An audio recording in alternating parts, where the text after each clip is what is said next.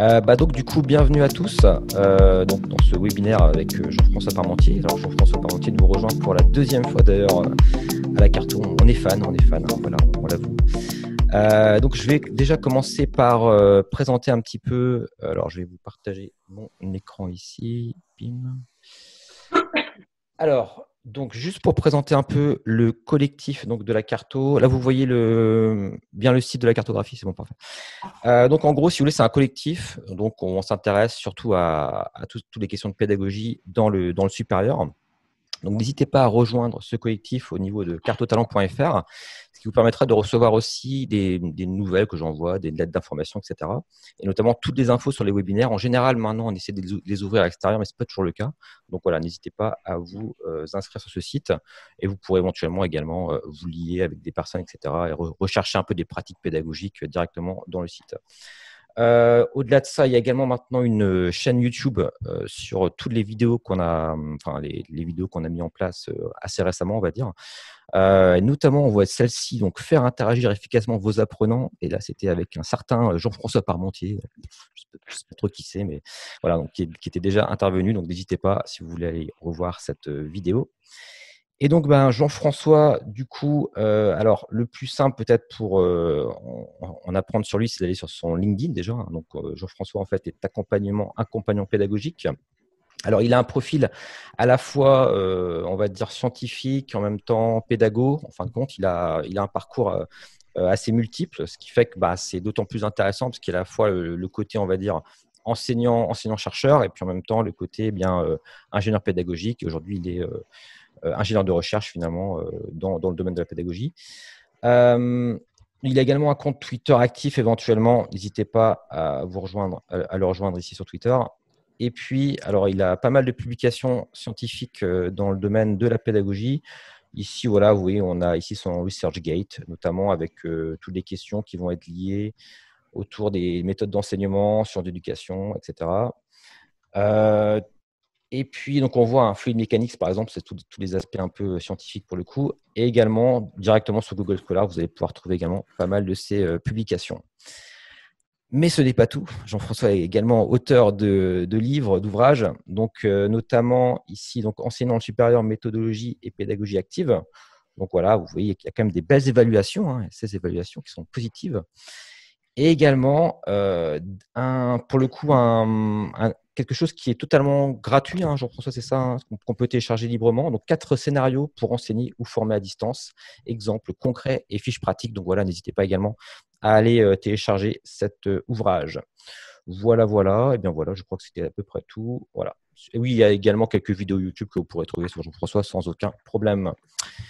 Voilà, écoute, Jean-François, je vais pouvoir te laisser maintenant la main. Écoute, et puis moi, je serai là en soutien pour tous les aspects. On va faire des groupes, peut-être, des choses comme ça. Donc, n'hésite pas à me solliciter. Et puis voilà, excellent webinaire à tous. Eh ben, merci beaucoup, Julien.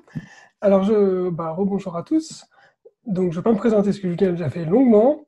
J'ai juste avant de commencer, pour ceux qui ne connaissent pas très bien Zoom, je vous partageais le mode grille. Alors, en fait, là, suivant votre configuration, soit vous ne voyez que moi qui parle en gros, mais il y a aussi un bouton qui est en haut de ma tête à droite pour pouvoir, qui permet de voir tout le monde, enfin, 25 personnes, et de se sentir beaucoup plus en communauté. Alors, c'est assez intéressant. Donc là, je vous partage une capture d'écran.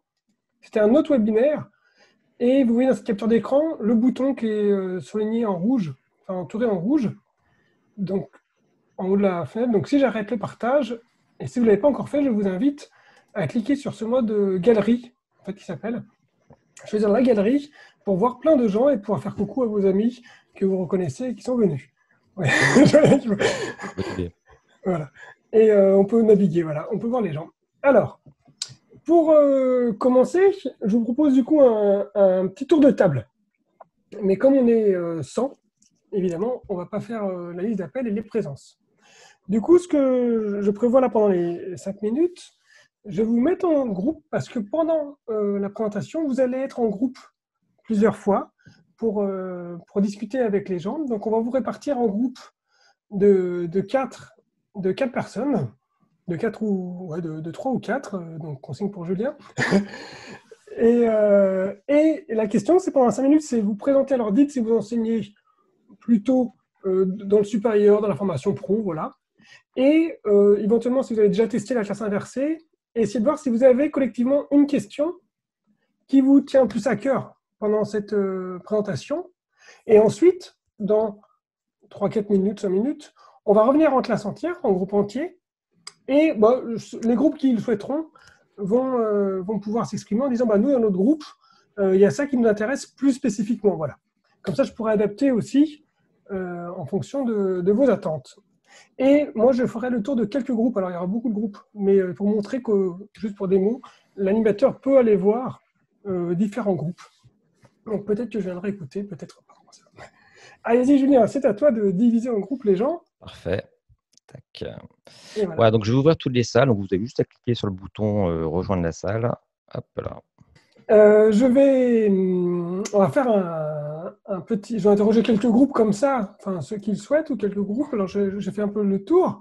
Du coup, je prends par hasard, comme je suis passé dans le groupe de Maxime Pinard. Si Maxime, tu veux juste dire en quelques mots, quelles sont les questions vous qui sont ressorties, si tu es d'accord. Hein. Nous, l'idée, on s'est interrogé un peu sur les bonnes pratiques en fait à mener pour organiser une classe inversée. On se questionnait un peu là-dessus et savoir aussi si c'est adaptable aussi bien à tout type de formation et à différents types de publics.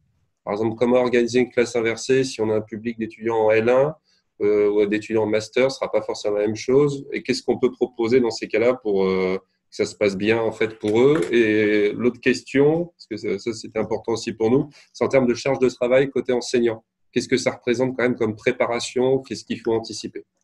D'accord, c'est noté. Donc j'ai noté adaptabilité, L1, M2, taille du groupe. J'avais entendu que tu parlais de SHS, enfin de sciences humaines, Oui, ou aussi, uniquement ouais. aussi, quand j'étais passé. Et le côté de charge de travail enseignant, j'imagine en amont, j'imagine. Oui, c'est ça, de préparation. Ok. Alors, est-ce qu'il y a d'autres? Alors, je ne sais pas. Je suis passé vite fait dans le groupe d'Aurélie aussi, Aurélie Perrin. Je ne sais pas si tu es d'accord pour. Oui, pas de souci. La principale question qu'on a eu le temps de se poser, c'était comment on fait à distance, en fait, quand on a déjà un peu pratiqué. On était dans des états d'expérimentation différentes. Donc, pour celles qui avaient déjà pratiqué, c'était qu'est-ce qu'on fait à distance? Comment on s'adapte? Est-ce qu'on se transfère automatiquement ou est-ce qu'il y a des choses à ajuster? Donc, classe inversée en présence versus classe inversée à distance, c'est ça, hein? Voilà. D'accord, c'est noté, ouais. Merci. Merci. Il y a Sabrina qui a posé une question rapidement dans le forum sur la fonctionnalité de sous-groupe qu'on vient de voir. Hein.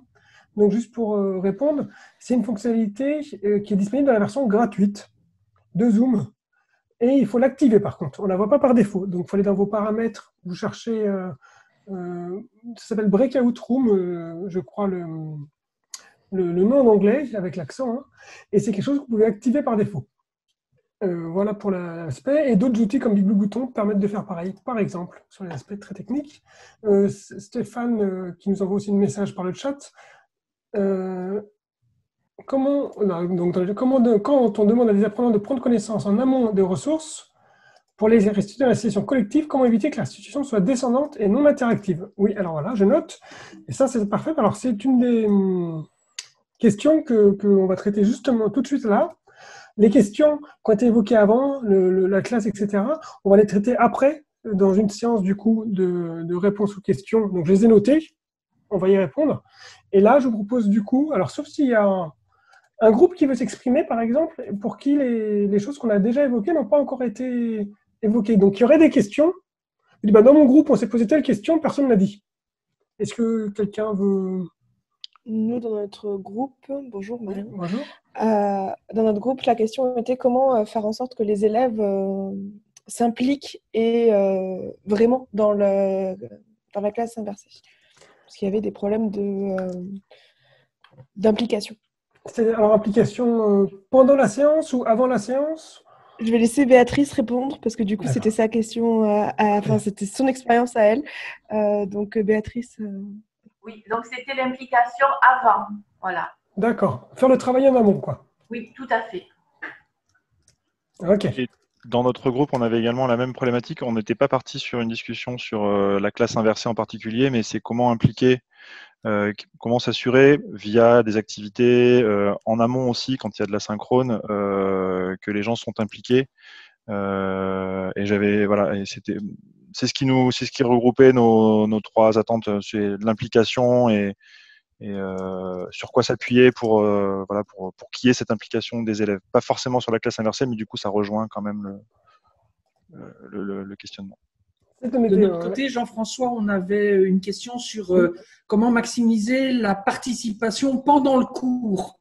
Okay. Par exemple, on avait un enseignant qui demandait aux élèves de faire des travaux de groupe et chaque groupe présentait son travail, mais pendant qu'un groupe présentait, les autres, évidemment, s'intéressaient très peu à ce que les autres faisaient. Donc, c'est pendant le cours, ça nous intéressait. D'accord, ok. Ok, je note. Et avec ton exemple en particulier de présentation de travail des groupes, ok. Alors, justement… Jean-François, on s'interrogeait avec Véronique et Cosette sur l'autonomie des élèves, des étudiants, à savoir quand ils ont au départ des niveaux d'autonomie différents, comment est-ce qu'on peut gérer ça dans un groupe? Comment est-ce qu'on peut adapter le cadrage ou avoir un cadrage fort qui laisse l'autonomie? Tu veux dire autonomie, c'est-à-dire le fait qu'il arrive tout seul à faire… T'entends quoi par autonomie? La capacité de se mettre au travail seul et de travailler seul, de aller chercher les informations pertinentes dans ce qui lui est donné. Etc. D'accord. D'accord, ok. Ok, ça fait pas mal de points à évoquer. Alors, ça aussi, il y en a d'autres. Ok, alors désolé, le temps de 5 minutes était un peu court. C'est vrai, comme on a 1 heure, j'aurais dû laisser plus de temps peut-être pour les échanges entre vous. Vous aurez l'occasion de rediscuter juste après. Alors, j'ai noté toutes vos questions. Ce que je propose maintenant, c'est je vais vous montrer une vidéo d'un scénario de classe inversée. Donc, c'est une vidéo qui va durer 2 minutes. Et vous allez voir une prof, une enseignante, qui prépare sa classe inversée. Et suite à cette vidéo, donc en fait, c'est pour imiter un peu le mot classe inversée. Donc là, on le fait en présentiel, enfin ensemble. Donc on va regarder une vidéo, et suite à cette vidéo, je vous enverrai, une fois qu'on l'aura vu, un petit questionnaire à compléter en ligne pour mimer en fait ce qu'on peut faire dans une classe inversée. Donc vous allez voir la vidéo. C'est Nathalie qui prépare sa classe inversée. Alors, hop, hop, hop. Et normalement, vous devez entendre le son. Si jamais vous n'entendez pas le son, Julien me le dira. C'est parti. Nathalie prépare son cours par visioconférence pour demain. Depuis celui de la semaine dernière, ces 180 étudiants ont bien travaillé. Les 5 vidéos de la semaine ont toutes été visionnées et les étudiants ont répondu à toutes les questions qui allaient avec. Certains étudiants ont même répondu à sa place aux questions posées sur les forums. Nathalie analyse les résultats. Sur les 15 QCM, 3 n'ont vraiment pas été réussis, moins de 30% des réponses correctes. Comme les étudiants connaissaient maintenant la réponse et ont lu l'explication, elle en a créé des variantes en changeant le cadre d'application et commencera son cours par celle-ci. Nathalie regarde aussi quelques-unes des réponses aux questions ouvertes. Une erreur de raisonnement revient de manière récurrente dans l'une des questions. Et les étudiants ne savent visiblement pas critiquer un résultat. Elle crée donc quelques diapos pour expliquer le bon raisonnement. Elle recopie l'une des réponses inexactes, puis une autre partiellement correcte, puis enfin une réponse exacte. Elle commentera simplement les réponses en visio. Mais pour entraîner quand même les étudiants à effectuer le bon raisonnement, elle prévoit 2 QCM, en prenant bien soin d'inclure le raisonnement incorrect parmi les mauvaises réponses possibles. Concernant l'analyse de résultats, elle fournit une grille d'interprétation explicitant les heuristiques habituelles à utiliser. Puis, elle prévoit 2 exercices d'application qu'elle mettra en place avec la technique du Think, Pair, Share. Cela lui prendra en tout au moins 1 heure. La 2e heure de son cours est libérée pour compenser le temps passé par les étudiants à travailler avant la séance en synchrone. Certains commenceront à réaliser les activités de la semaine d'après, d'autres vont en profiter pour travailler sur une autre matière. Alors voilà la petite vidéo, c'était un peu vite, donc je vais vous remettre le lien vers la vidéo sur YouTube. Elle est aussi disponible si vous souhaitez la reconsulter. Alors je vais envoyer à tout le monde. Hop, donc là, dans le chat, dans le conversé, j'ai mis le lien. Et maintenant, ce que je vous proposais, du coup, c'est de répondre à un questionnaire. Donc, j'ai prévu un premier questionnaire rapide, hein, qui comporte un QCM et une question ouverte. Donc, je vais vous laisser y répondre. Et ensuite, ensuite, on va faire un débrief. Alors, je ne sais pas si vous savez tous... de toute façon, je vais regarder les réponses en temps réel. Donc, à tout de suite. Donc, là, j'envoie. Vous avez dans le chat, donc dans le conversé, hein, que vous pouvez faire apparaître en bas de Zoom, le lien. Oui. Le lien sur du questionnaire. Alors, je vous propose, même si vous n'avez pas tous fini, ce n'est pas forcément grave, je vois que la majorité, à 88 personnes, ont le temps de répondre. Donc, l'important, c'est d'engager la réflexion déjà. Alors, un commentaire sur la première chose, comment Nathalie évalue l'implication des étudiants? Alors, vous avez été 57% à répondre par les réponses aux questions. Alors, c'est effectivement, disons, j'estime être la bonne réponse, on va dire.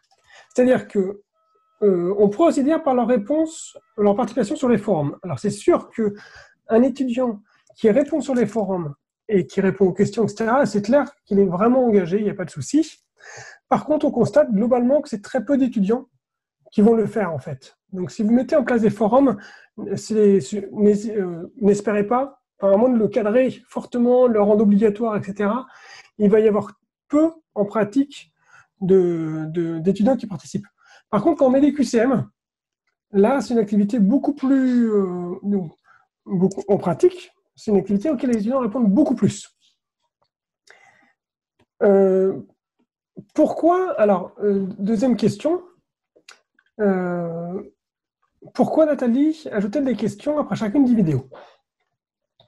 Alors, il y a plusieurs, pour savoir s'ils ont compris, pour les impliquer, je regarde les réponses, hein, pour les motiver, pour avoir des feedbacks sur la bonne compréhension. Donc, il y a plusieurs, pour vérifier leurs acquis, etc. Il y a plusieurs réponses. Une des premières qui est juste, c'est pour avoir un feedback sur la compréhension. C'est-à-dire que, comme ils ont répondu, on va pouvoir, en enseignant, comme vous avez vu dans la vidéo, aller lire. Et l'idée, un peu de cette classe inversée, c'est d'adapter le cours en fonction des erreurs. Mais il y a autre chose d'important qui n'est pas du niveau de vérifier s'ils ont acquis. C'est l'objectif en fait premier de ces questionnaires, c'est de assurer la compréhension des étudiants. Alors là, justement, j'ai préparé juste quelques slides parce que c'est un point important. J'ai préparé 3 slides sur le fait d'apprendre. Alors, hop, je partage mon écran. Hop là, le partage de l'écran. Toc. Hop.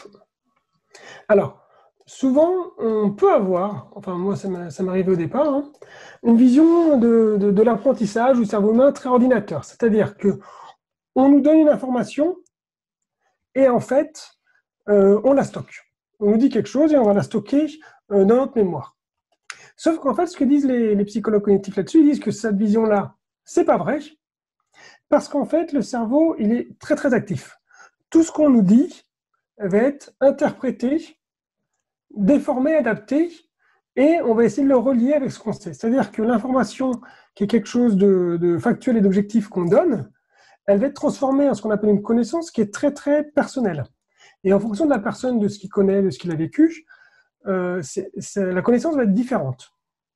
Alors, qu'est-ce qui peut se passer? J'ai un exemple ici qui illustre ça. Donc, vous allez voir, j'ai encore une deuxième vidéo à vous montrer qui dure 2 minutes cette fois-ci. C'est 2 personnes au restaurant. Donc, le garçon à droite va expliquer à la personne, la fille à gauche, qu'il a vu un super film à la télé. Et donc, vous allez voir, c'est une petite vidéo qui dure 2 minutes et ça illustre assez bien ce qui peut se passer dans la tête d'un étudiant. Alors, hop. Et si jamais il y a un souci, tu me le dis, Julien. C'est parti, voilà la vidéo. Ça dure 1 minute. Oh, dis donc, j'ai vu un film incroyable sur Canal+. La marche de l'empereur. La marche de l'empereur. Oui, ça se passe en Antarctique. Ah bon? T'as des centaines d'empereurs qui marchent sur la banquise pendant des jours. Parfois, ils glissent sur le ventre pour aller plus vite. À un moment, il y en a un qui se fait dévorer par un phoque. C'est horrible. Mais t'as aussi des passages hyper émouvants. Comme quand il se passe les œufs. Non, parce qu'avant, ils étaient tous accouplés. Pendant des heures.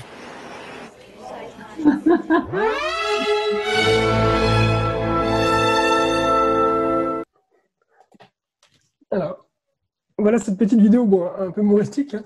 En fait, c'est extrait d'une pub pour Canal+ au départ. Hein. Mais on a trouvé que c'est... Je ne fais pas de pub. Moi, je cite la source quand même. Je trouvais qu'elle était assez représentative. C'est-à-dire que l'information qui s'appelle La marche de l'empereur... J'ai vu un super film à la télé, La marche de l'empereur.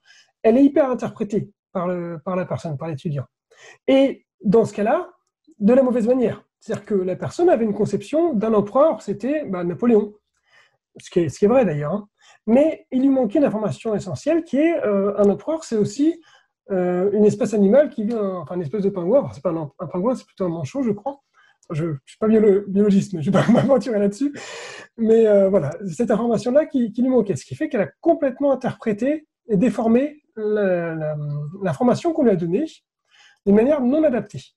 Alors, globalement, hein, si je reprends le petit slide, globalement, apprendre et essayer de comprendre ce qu'on fait naturellement, ce que fait le cerveau, c'est essayer de faire des liens entre des informations. Donc là, j'ai deux pièces qui sont deux informations qu'on donne à l'élève et il va essayer de les connecter entre elles. Et c'est quand il va essayer de les connecter, la manière dont il va les connecter, qui va essayer de leur donner du sens. Alors, j'ai un exemple très précis, qui est celui-là. Si je vous dis, du coup, les deux phrases suivantes, alors, hop là, je dois aller faire les courses, hop là, mais je n'ai plus d'essence. Alors, qu'est-ce qui va se passer, excusez-moi, quand vous allez essayer de l'apprendre? Qu'est-ce que vous allez en conclure? En fait, en tentant de relier ces deux informations, vous allez naturellement ce qu'on appelle générer des hypothèses. Par exemple, vous allez faire en ce moment l'hypothèse que je dois aller faire les courses en voiture. C'est quelque chose que je ne vous ai pas dit, qui n'est pas dit dans les informations. Et vous allez aussi dire que comme j'ai plus d'essence, je ne pourrais pas les faire, les courses. Et vous allez aussi sûrement déduire qu'il est probable que j'habite, par exemple, loin de l'endroit où je fais les courses. Parce que si j'habitais à côté, j'aurais pu y aller en vélo, par exemple, ou alors que je dois acheter beaucoup de choses. C'est pour ça qu'il justifie que je dois prendre ma voiture. En fait, tout ça, toutes ces hypothèses-là, ce n'est pas du tout dit dans les informations que je vous ai fournies. Mais ces informations-là, vous les avez reliées avec vos connaissances antérieures. C'est-à-dire, vos connaissances antérieures, c'est par exemple, les voitures ont besoin d'essence pour rouler. C'est dit nulle part. Ça fait partie de vos connaissances antérieures. Vous savez aussi le fait que les gens font généralement leurs courses en voiture. Bon, ça aussi, c'est pas dit.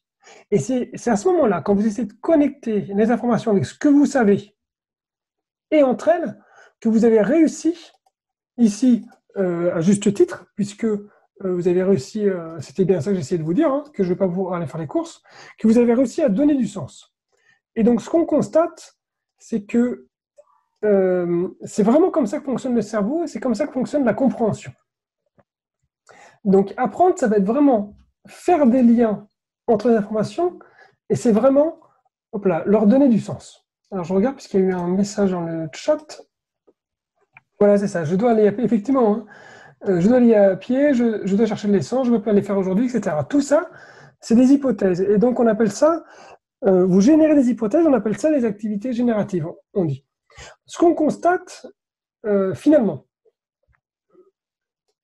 ce qu'on constate, c'est que, du coup, le rôle de l'enseignant, la conclusion de ça ne va pas être tant de donner les pièces, donc les informations, ça va être de se débrouiller pour les faire traiter, ces informations. Parce que c'est quand il va les traiter que l'étudiant va vraiment comprendre, apprendre et pouvoir se réutiliser ce qui a été dit. Et vous avez vu, pour l'exemple de la marche de l'empereur, il n'a pas connecté comme il fallait. Donc le rôle de l'enseignant, c'est de les faire traiter de la bonne manière, les informations. Donc ça, c'est un point important. Et ce qu'on constate, c'est que lorsqu'on donne juste une vidéo à un élève, ou il fait juste nous écouter, alors si on constate qu'il n'arrive pas à faire les liens, soit il ne fait pas les bons liens, mais soit souvent, dans nos cours, ils n'arrivent pas à relier ce qu'on leur dit à ce qu'ils vivent tous les jours. Soit parce qu'il y a beaucoup d'informations qui arrivent, ils sont un peu débordés.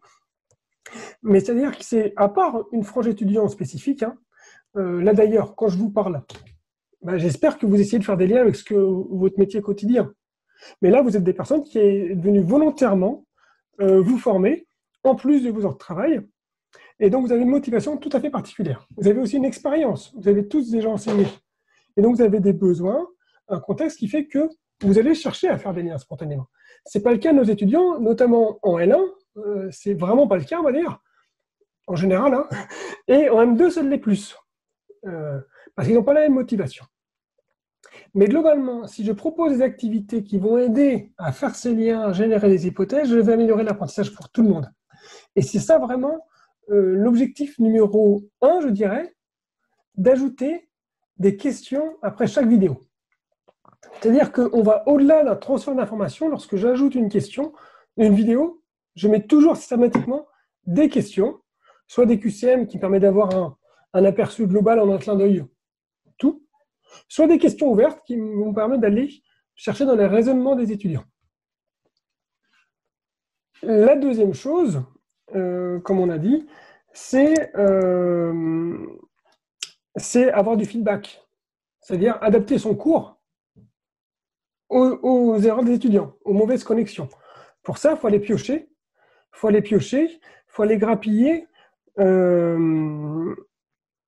faut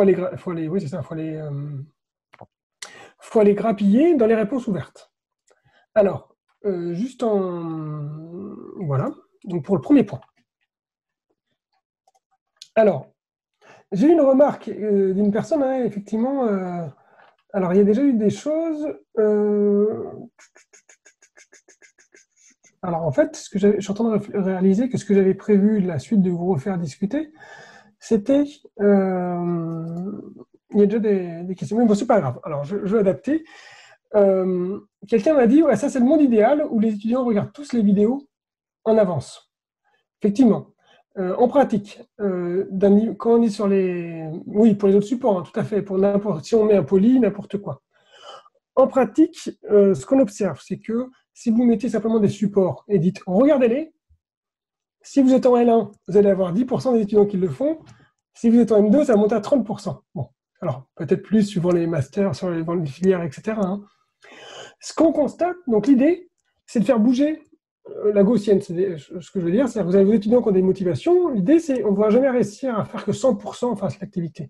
L'important, c'est de passer plutôt de 20 à 80. Donc, dans ce cas-là, une technique simple, c'est de noter. Alors, c'est bête, hein, mais l'idée, c'est que les étudiants sont convaincus que c'est bien de regarder les vidéos. Comme nous tous, on est tous convaincus que c'est bien d'aller courir tous les jours ou 2 fois par semaine, une demi-heure ou 1 heure. Mais pourtant, on ne le fait pas, en fait. Parce que l'examen, c'est quand on sera dans très longtemps pour avoir des problèmes de dos, etc. L'étudiant, c'est pareil, il est convaincu que bosser son cours en avance, c'est très bien. Mais bon, là, il n'a pas le temps.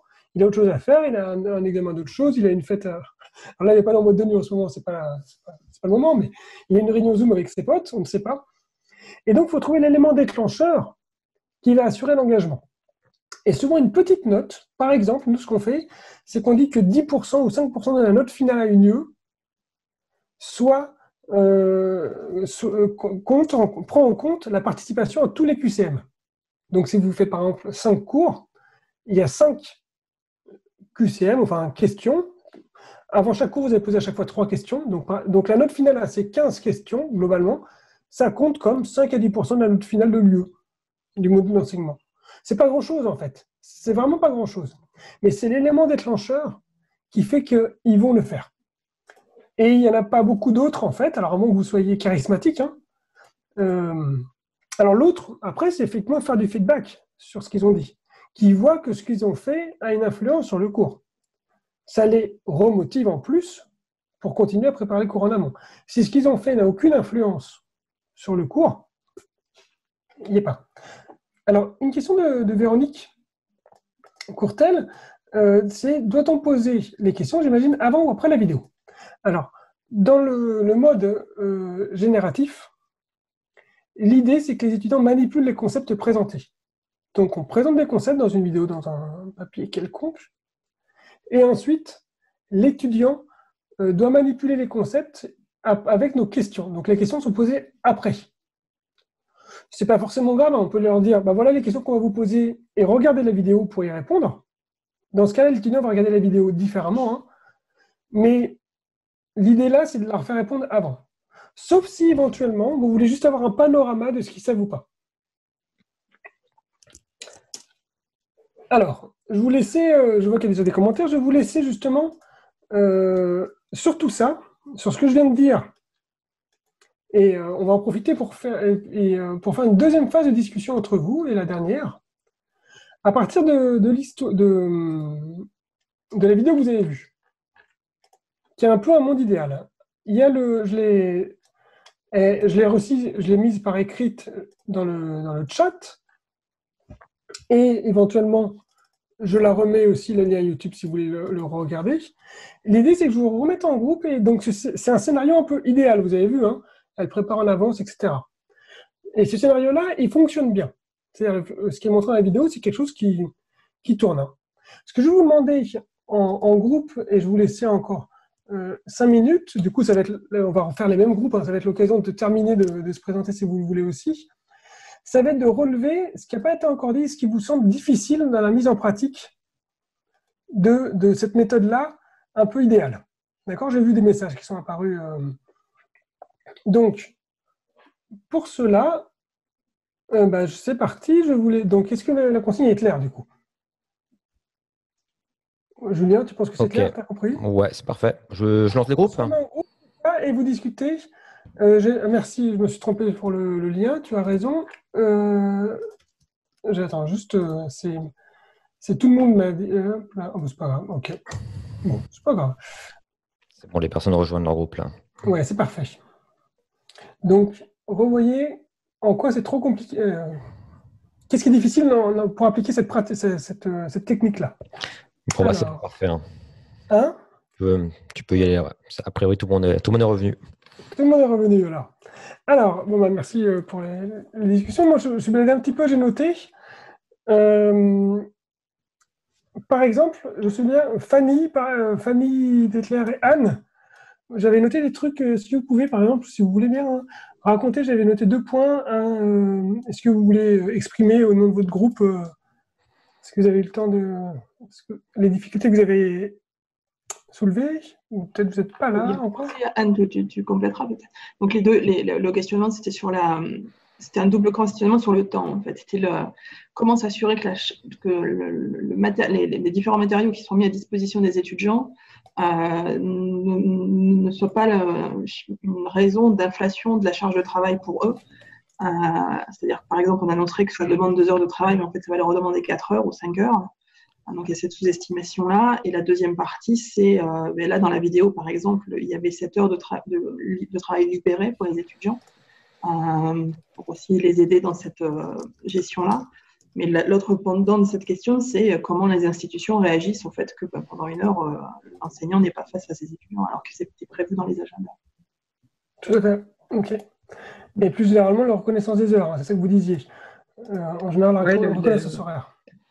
La difficulté, alors qu'on est tenu de faire 192 heures équivalent TD, de comptabiliser et faire reconnaître tout le temps à distance, à créer des QCM, analyser les QCM pour en créer des nouveaux, ce qu'elle fait dans la vidéo, animer un forum, répondre aux questions, etc. C'est vite très chronophage. Quand c'est ponctuel, beaucoup d'enseignants acceptent de le faire comme ça, mais quand on commence à généraliser la classe inversée, ça devient une part non négligeable de notre temps de travail et il est nécessaire que ce soit pris en compte. C'est noté. Alors, du coup, je commence à répondre à ces questions-là, et puis à celles qui ont été évoquées avant de refaire.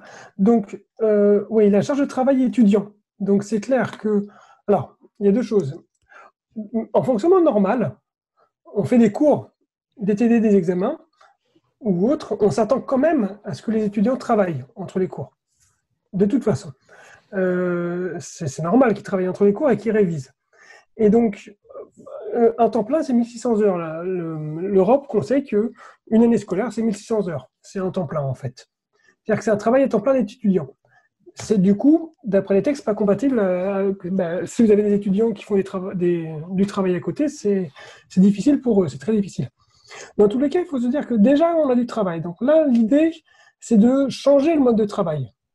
Mais c'est vrai que si ce travail-là n'a jamais vraiment été pris en compte, et c'est souvent une réalité ou un peu obscurcie, où on ne sait pas trop, je fais des heures en amphi, puis combien de temps je dois réviser, je n'ai jamais compté vraiment, en ces modes-là, ça bouscule les choses. Et ça arrive à ce que tu dis, à une inflation du travail étudiant, qui ont 50 projets, plus des classes inversées, plus des machins, etc. Et ça peut être... Avant, il y avait une charge de travail très forte des étudiants avant les examens. Mais là, s'ils ont ça tout le temps, ça décale vraiment les charges de travail. Mais donc, en tout cas, ça demande une réflexion plus globale que la classe inversée. On avait déjà le problème avec les projets, avec le travail en autonomie, avec même les cours magistraux. Normalement, pour une heure de cours magistral, il est censé réviser combien de temps? Donc, cette question-là, c'est une réflexion à mener effectivement au sein de votre établissement. Là, le choix qui a été fait dans la vidéo, c'est de dire je libère une heure. Voilà. Parce qu'on sait que, là, plus c'était pour des temps de confinement, ce qui est le cas actuel, on sait que, c'est un choix, hein. On peut se dire, non, j'ai pas à libérer d'heures, de toute façon, ils sont censés travailler, qui travaillent avant ou après. C'est exactement pareil, en fait. On peut faire le choix aussi de dire, ils ont déjà beaucoup de choses à faire, je libère une heure. Dans ce cas-là, il y a, nous, pas mal dans les emplois du temps, ils ont commencé à mettre, suivant les écoles, des créneaux de travail en autonomie. Alors, ça pose question, si je commence à mettre des créneaux dans l'emploi du temps, de quand ils doivent réviser, potentiellement, je mets des créneaux jusqu'à 3 heures du mat, parce que les étudiants, ils peuvent travailler n'importe quand, mais c'est pas prévu, en fait. Donc, il y a effectivement un souci institutionnel, et qui revient à ce que tu as dit, hein. Comment reconnaître ce travail de fond, je ne suis pas en cours, qui est à mener. Alors, dans notre université, on s'engage là cette année dans un projet de refonte de ce qu'on appelle notre référentiel d'équivalence horaire, qui compte combien d'heures sont affectées à chacune des formes pédagogiques. Et je pense qu'il y a d'autres universités qui doivent faire exactement la même chose partout en France, hein. Donc là, il faut que l'institution s'adapte. Mais ça, c'est un choix institutionnel. Voilà. Ce qu'on peut faire à l'échelle du prof, c'est minimiser le temps de travail de nous, déjà. C'est-à-dire que, par exemple, créer des vidéos. Donc, il faut trouver la technique la plus simple pour créer une vidéo. La technique la plus simple pour créer une vidéo, et pour que ça ne prenne pas plus de temps qu'avant, c'est de lancer Zoom tout seul, partager mes slides que j'avais déjà, et m'enregistrer. Et donc, je fais court, comme d'habitude. Sauf que pour la vidéo, si elle dure une demi-heure, ça ne marche pas, en fait. C'est-à-dire que ce n'est pas optimal comme temps. Il vaut mieux cibler des vidéos ciblées sur, entre 5 et 15 minutes, à la louche, hein. Il n'y a pas de règle dans le marbre, hein, mais c'est un ordre de grandeur qui fonctionne bien. Donc, je parle d'un thème, pouf, ma vidéo, je prévois mes slides. Et ce qui est intéressant là, c'est que ça ne prend pas plus de temps que si je faisais cours en présentiel. C'est-à-dire que si j'ai déjà mon cours en présentiel avec des slides, je le fais en avance et je le dépose. Ça me prend un peu plus de temps parce qu'on est toujours en train de vouloir corriger un truc, hein. Faut passer puis le temps de le déposer sur un serveur, de le mettre sur YouTube, et de le mettre sur Moodle. Donc ça vous prendra toujours un peu plus de temps, mais ça reste tout à fait raisonnable comme investissement. Et du coup, là, c'est un coût raisonnable. Voilà.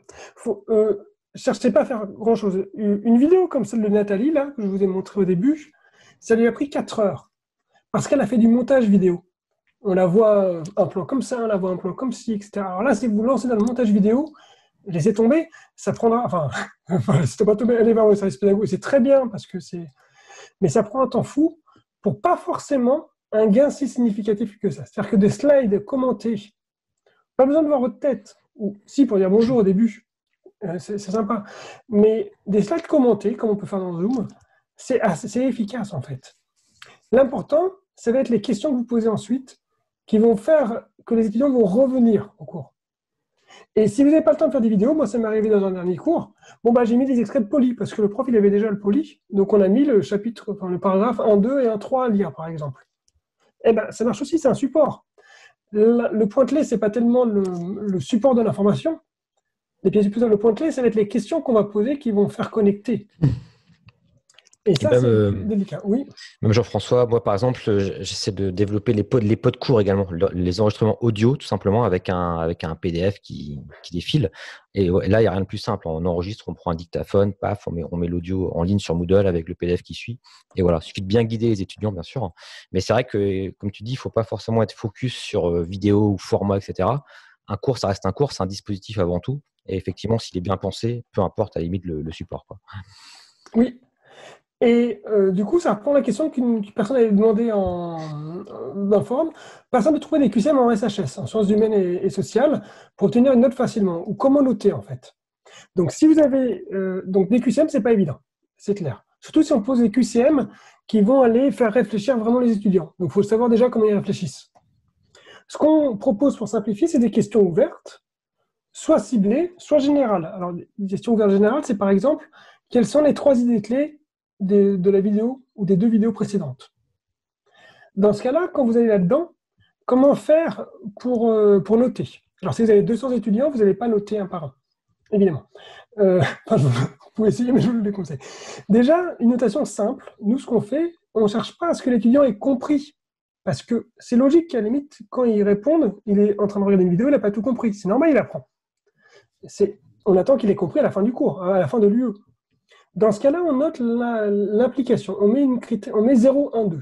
On met 0 si l'étudiant n'a rien fait ou si sa réponse ne permet pas de voir qu'il a travaillé. Par exemple, moi, un étudiant m'avait dit « j'ai pas compris les listes ». Et le thème, c'était le cours sur les listes. Bon, dans ce cas-là, s'il me dit qu'est-ce que vous n'avez pas compris, il me dit les listes, mais je ne peux pas savoir s'il a travaillé ou pas. Un étudiant qui me dit j'ai pas compris comment vous faites pour passer de l'équation 3 à l'équation 4, comment vous faites pour passer de telle idée à tel machin, j'ai pas compris comment telle hauteur, comment on fait, qui pose une question précise, là il démontre un engagement. Et quelque chose en 3 niveaux, 0, 1, 2, ça suffit globalement, et ça fait le job pour distinguer la personne qui n'a rien fait, la personne qui l'a fait un peu, la personne qui a vraiment fait le job. Et dans ce cas-là, quand on a 180 étudiants ou plus, ce qu'on annonce, nous, c'est qu'on va piocher chaque semaine aléatoirement 10% des réponses ou un tiers des copies ou moins, enfin en fonction de l'eau. Et donc, on ne corrige pas tout à chaque fois. On corrige quelque chose de raisonnable, de ce qu'on peut faire, ce qu'on a le temps de faire à chaque fois pour les questions ouvertes. Alors, si vous avez des QCM, au moins, ça le fait tout seul. Hein. Mais si vous faites sur le mode question ouverte, qui est aussi très intéressant d'en poser quelques-unes de temps en temps, pour aller voir quand ils raisonnent, dans ce cas-là, vous piochez aléatoirement de temps en temps et vous dites, de toute façon, vous serez tous notés, ne vous inquiétez pas. Je ne sais pas sur laquelle, mais vous serez tous notés. Donc faites-le. Et allez voir. Après, moi, je m'étais amusé à regarder simplement le nombre de caractères, le nombre de caractères globalement qu'a répondu l'étudiant. Et ça corrèle bien au fait qu'ils soient investis. En général, ils ne répondent pas des lettres au hasard, les étudiants. Hein. Donc, au-delà de, je ne sais plus, j'avais regardé, ça suivait plus une loi normale pour les experts, mais grosso modo, ça vous dit, en gros, l'investissement et simplement, voilà, combien il a mis de texte, c'est assez lié à l'investissement, parce qu'il a pris du temps à essayer de répondre à ce qu'il expliquait. Donc, un coup d'œil, en un coup d'œil, vous pouvez facilement mettre des notes à des questions ouvertes et en piocher quelques-unes pour aller voir les erreurs. Alors, ne leur dites pas que vous notez sur le nombre de caractères. Mais ensuite, dans votre cours, vous affichez des exemples, hein, comme elle a fait Nathalie. Regardez cette question-là, par exemple. Je lui ai mis 0 parce que j'estime qu'il n'a pas travaillé. Il m'a juste dit le mot liste. Là, j'ai mis 1 parce que, bon, il n'a pas fait. Et puis là, je lui ai mis 2 parce que c'est une personne, même si ce n'est pas juste ce qu'elle a dit, elle a fait le travail.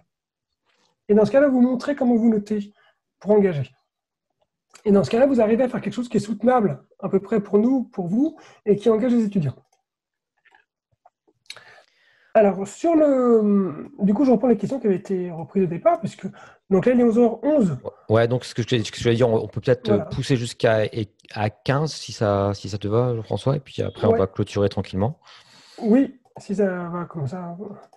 Sur les classes inversées L1, L2, L1, M2 par exemple, alors effectivement, hein, pour du L1, il faut vraiment passer par les notations. Pour du M2, ce qui va se passer, vous pouvez demander plus de charges de travail en avance pour les M2. Pour les L1, un court paragraphe à lire, c'est beaucoup. Pour les M2, vous pouvez faire plusieurs pages. Enfin, c'est niveau. Nous, on a fait 8 pages, par exemple, par semaine d'un poly à lire. Pour des M1, par exemple. Pour des L1, je ferai beaucoup, beaucoup plus court si je vais le faire. L'important, c'est qu'ils travaillent déjà en avance et tout ça, ça gagner. Si vous en donnez trop, eh ben, c'est raté. L'important, c'est qu'ils pratiquent, quitte à augmenter chaque semaine un peu la charge.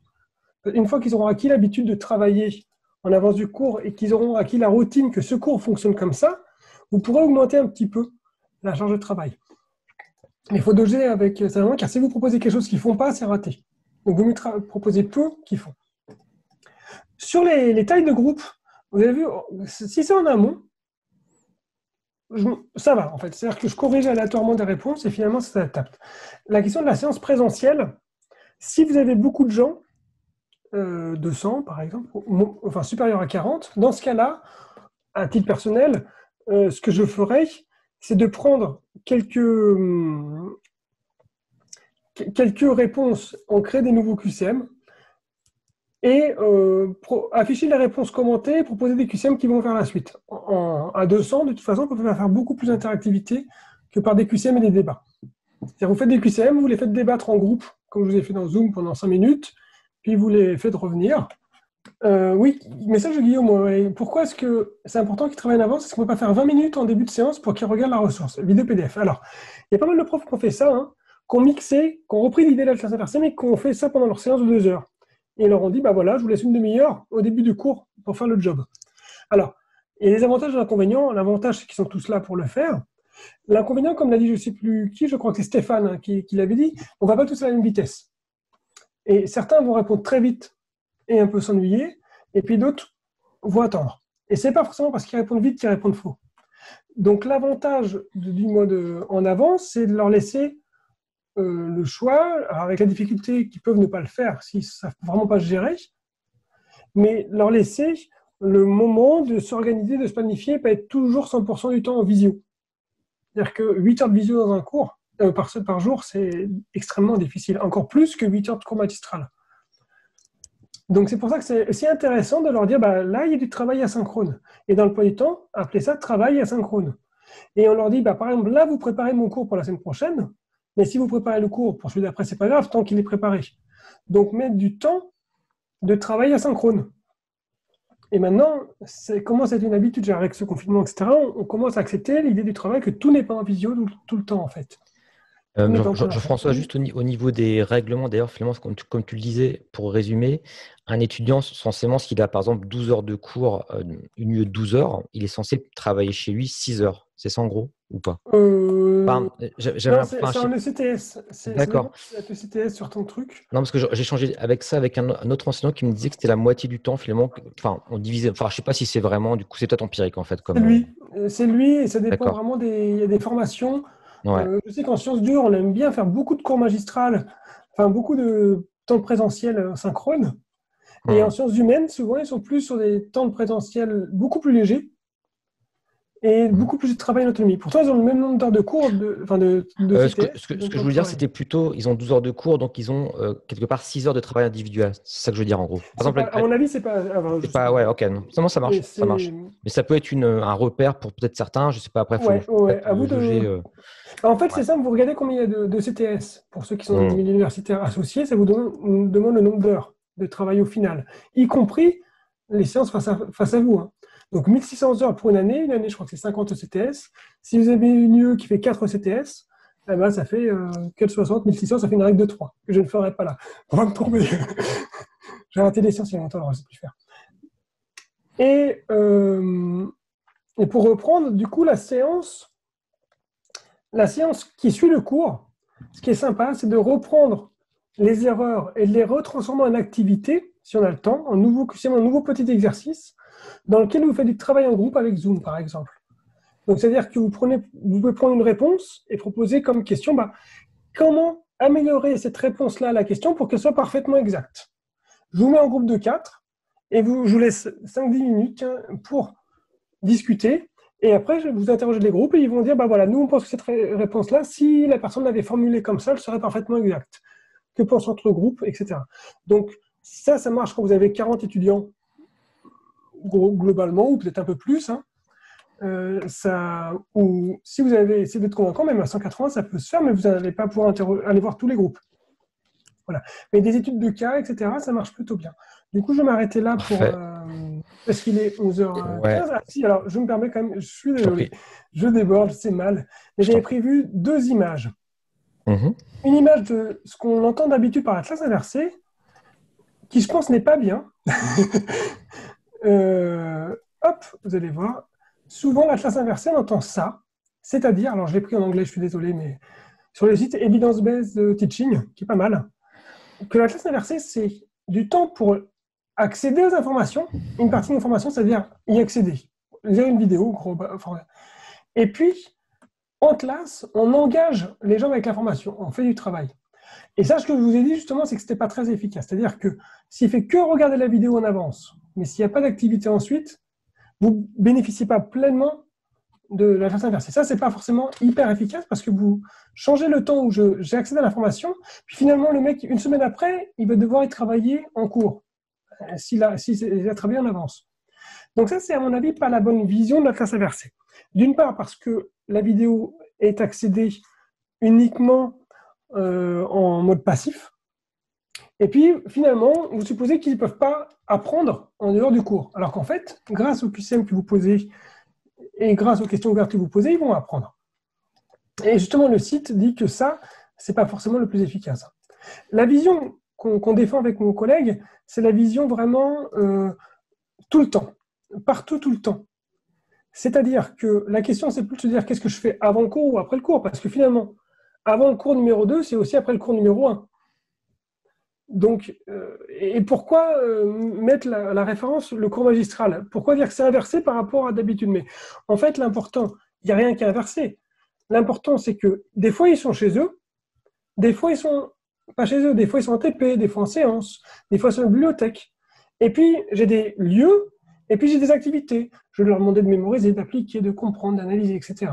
Et l'important, c'est de voir ça comme quelque chose de un continuum.